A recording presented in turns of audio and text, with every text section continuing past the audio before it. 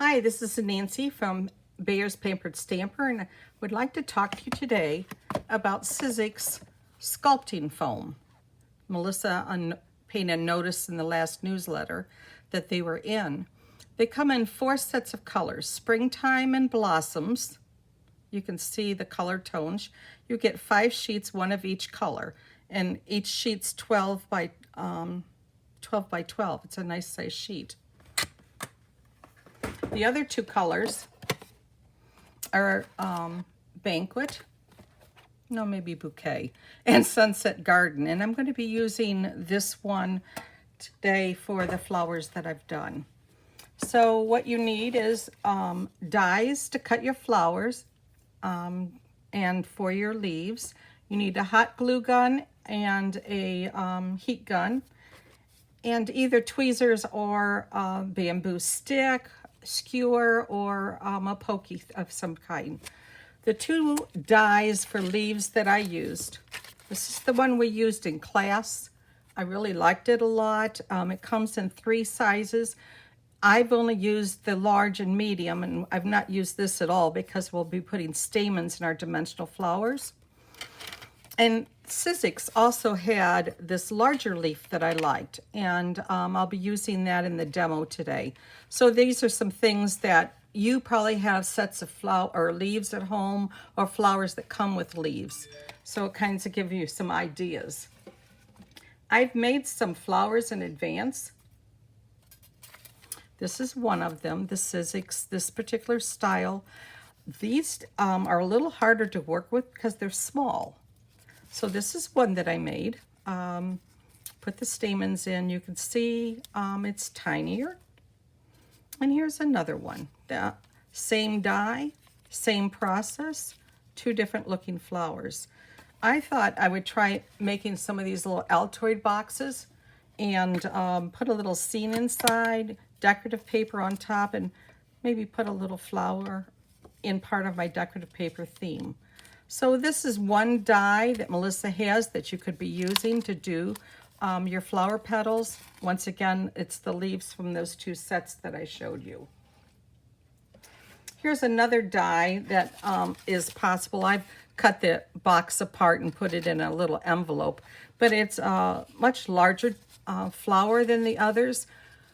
I have mixed emotions about this one. I used 3 of the medium size and 2 of the larger size because the die itself has long petals, and they work a lot different than the more solid petals. I am making for my great-grandniece's birthday a little treasure box. I'm going to paint this cigar box, line it inside with fabric, and top it with this flower. And I want you to notice that I added some of the Gina K dewdrops on the leaves and on some of the flower petals here. Well, I can't quite find it right now, but I know there's a couple there. So I wanted to add one more dimension to this flower. The stamens can come in different colors. Melissa has them in stock. I'm using simple white ones, just, because I have them.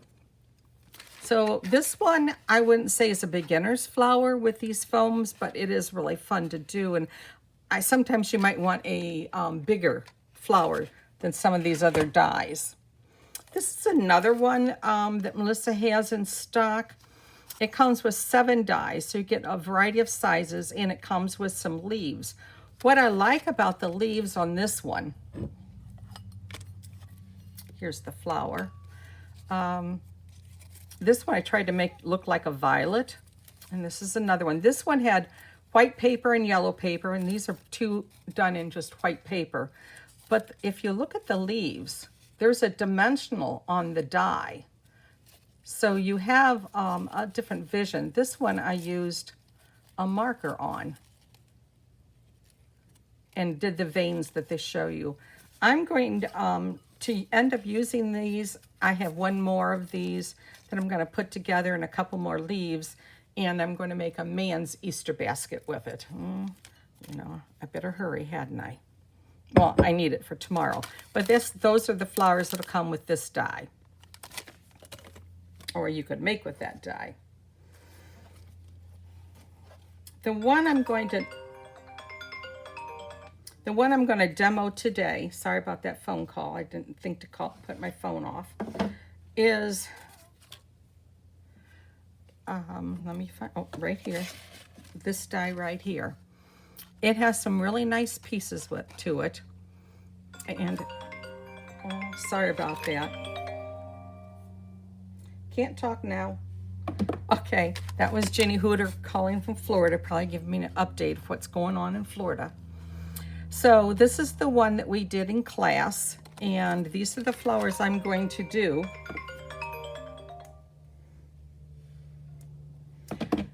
And this is the one that Melissa made, this frame in class. It has like a little piece of acrylic across the back. And wouldn't that be a really pretty picture frame? Get it in the frame so you could see it. I don't know. I thought they turned out really pretty, the flowers. You could put 1 or 2 on. I like 3, but I ended up liking this little add-on there. So we just have it hung in the store by a little piece of ribbon, but that's there if you want it to look at that. We had hoped to do a class in that. So this is one from this die that I wondered how oxide sprays would do. And this is, I used pink foam sheet and a blue oxide. My hands got pretty dirty. And I used like a olive green for the leaves. Yeah, I probably wouldn't do that myself. And this is just one with all pink paper. It doesn't really matter because when I use this style, I took some chalks and I simply took the chalks and colored the corners. You don't need to color in the center because that's really not going to show. You only see the outside of the petals primarily.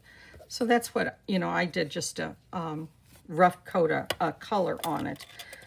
I didn't think of any other sprays or anything like that. So this is what I'm going to show you. I've pre-colored some. I showed you how I did it.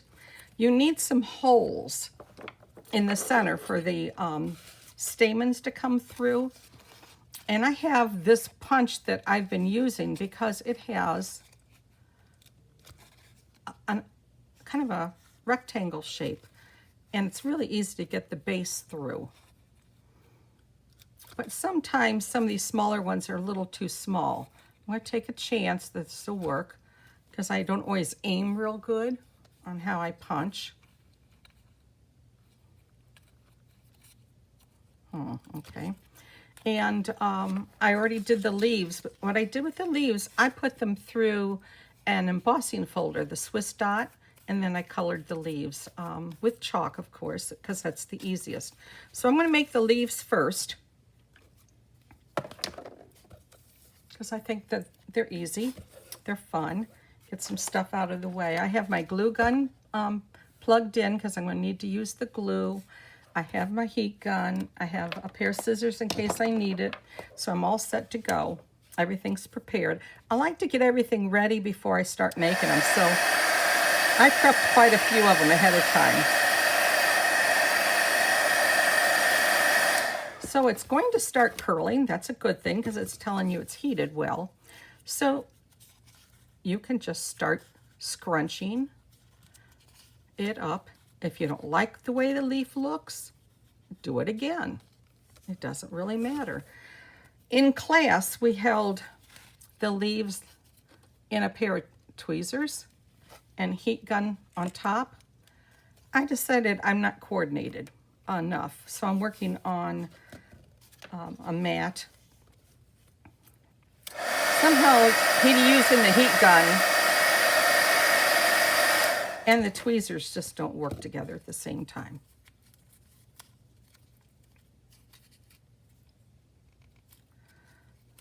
Okay, yeah, could be better, but I think when I'm done with it, it'll be fine.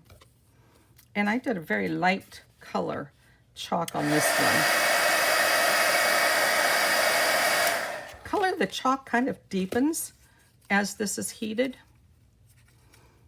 So I have one large leaf from the Spellbinders, and then I have the large size leaf from the Sizzix that I showed you. So I don't know about you, but I often burn myself on the glue gun. I can't imagine you guys would do that, but I do. So I have to be kind of careful about that. So I'm going to begin heating the flowers and setting them aside and getting them ready for the assembly.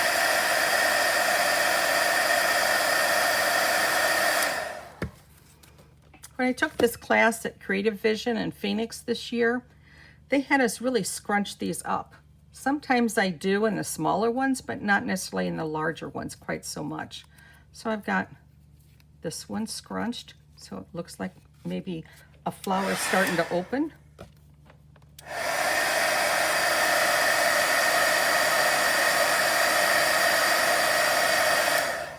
Okay, a second one, I'm only going to squeeze the petals a little, bring them together a little. Not quite as scrunchy because this is the next layer down. So I have two small, well actually this has even a smaller one, flower die, but I did not use it. So really this is the second smallest, the medium, and the large.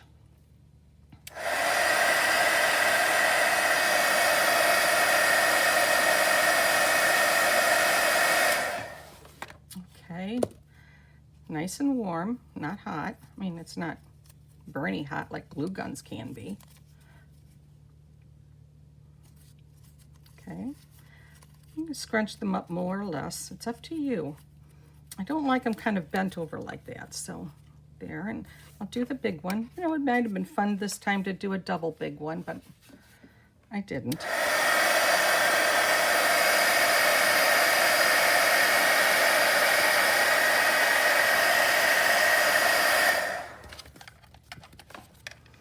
Okay, right. And so I'm just going to squish the outsides and overlap them here just a little. You could just do pretty much any kind of shape you want. I tried to make some of the flowers look like this one I hoped looked like a peony because I like peonies a lot. I did some that I tried to make look like an orchid. May or may not have, I don't know, but I tried. So I've got my pieces here. I've got 4 pieces and I need to, and my 3 leaves. And so I need to do the stamens. So I have a little pile of them here. There are different kinds and colors. The ones I have are not with a wire edge. Sometimes some of them have a wire inside. So when you do the twist like this, it'll stay because it's a wire. I just don't happen to have that here at home. So I'm gonna glue gun, ooh, right on my skin. That wasn't good. Let it dry just a little before you get impatient. And we're gonna twist it around and make like a little point so that it'll go through these pieces like we want. Is that dry? Pretty good. So you just kind of twist it. And we're gonna push it through these different layers. This is the first layer that I wanted because it's real tight and closed up. I made that long notch so it made it easy to get in the hole. And you're going to pull it up till however long you want your stamens to stick out of the flower. So, you know, I kind of think I like that length. At the end, you're going to have this piece of stamen ends. You just cut them off with scissors. Wait just a second till the glue is somewhat dry because you don't want to burn yourself. And stick in the next layer. Should go right on. I'm so awkward sometimes when I'm doing things. There it goes. And get it into a place where you think it looks nice with the first one. You do not need to glue between each layer because there's some glue still residue on the stem edge where we glued that last one on. Take this one, move it up to where you like it, And for the last one, I like to do a little hot glue here. And get the last one in.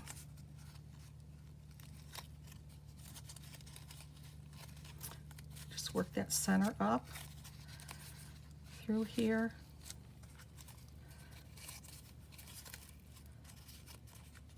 Oh, I think I like that. I hope you think it's pretty. So I just did a little purple and pink. Another big layer would have just added a little more fullness to it. This is a rather flat one. I'm going to do some hot gluing now on the back where I'm going to attach leaves. So you just attach them. I use my little pokey to make sure they're poked down. A little more hot glue. Depends on where you want your leaves to be.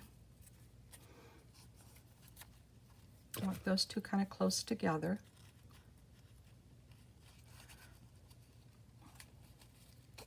And I think I want this other one coming up from the kind of another little angle.